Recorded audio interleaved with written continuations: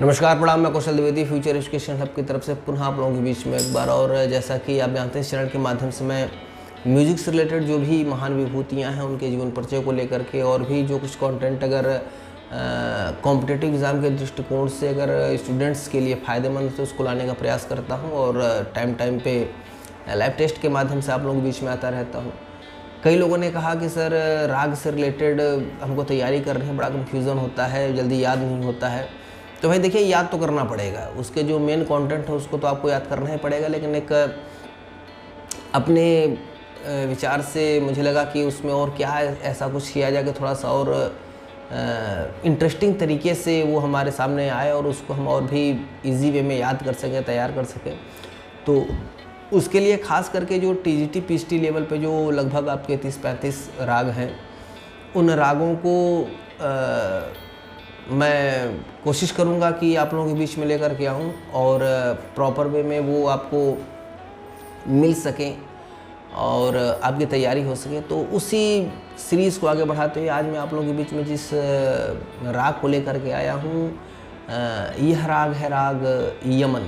जी हाँ, कल्याण थाट का यह राग है। और कल्याण थाट आप जानते हैं कि एक भारत खंड ने जो 10 थाट पद्धतियों को बनाया उसमें से एक कल्याण थाट पद्धति है।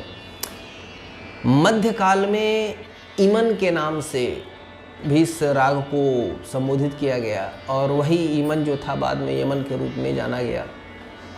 कल्याण नाम से भी इसको जाना जाता है। और इसमें जो है तीव्रमा, इसकी जो सबसे बड़ी पहचान है कि इसमें तीव्रमा का प्रयोग होता है और गांधार स्वर इसमें वादी बताया गया और निषाद इसमें संवादी बताया गया।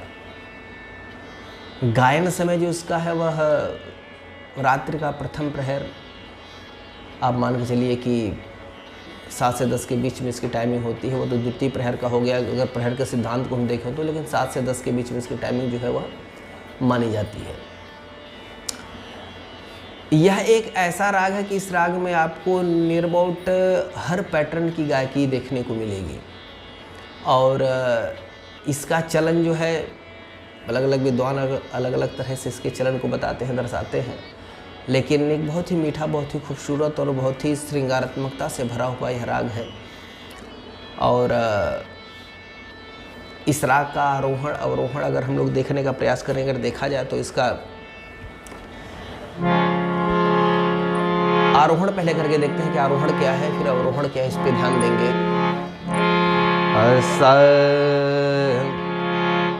सा रे गा मा प धा नी सा नी धा प म ग रे नी रे सा।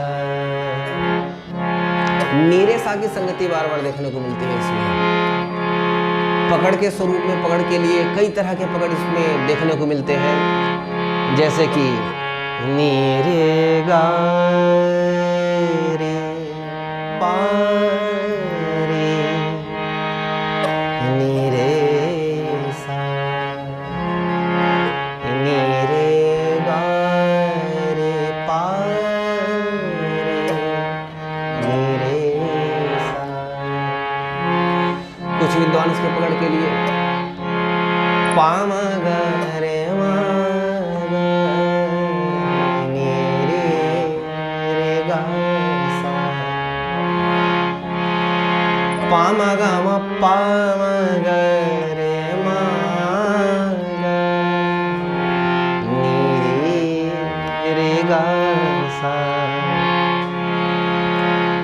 बंद सप्तक के नी से इसका चलन मैक्सिमम प्रारंभ होता है।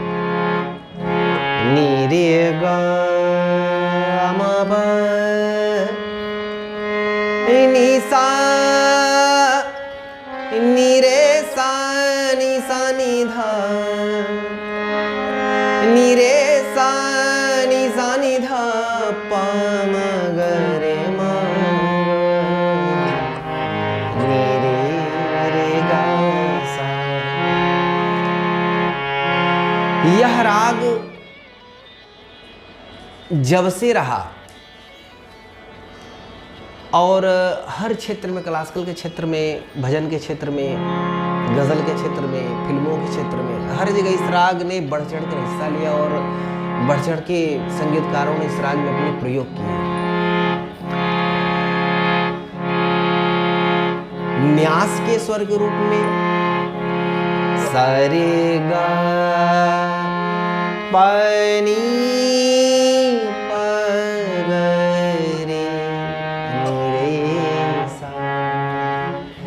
सा स्वर, रे स्वर, ग स्वर, प स्वर और नी स्वर, इन्हें न्यास स्वर के रूप में भी देखा जाता है। न्यास स्वर का आशय हमारे वर्तमान समय पीरियड में जो हमारे क्लासिकल म्यूजिक में है, तो वे स्वर जहाँ पे कलाकार रुकता है, थोड़ा सा ठहराव लेता है। जैसे कि आप लोगों ने वेस्टर्न म्यूजिक को पढ़ा होगा तो उसमें एक चीज़ होता है रेस्ट, तो एक रेस्ट आदमी इन स्वरों पर दिखाता है, ठहराव दिखाता है।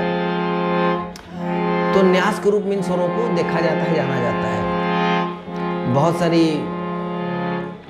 प्यारी प्यारी बंदिशें हैं आपके यमन राग में, बहुत सारे गीत, एक से एक बेहतरीन गज़लें। आ फिर से मुझे छोड़ के जाने के लिए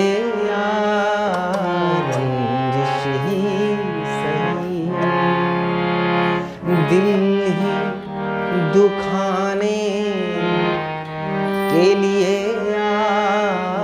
रंजिश ही सही,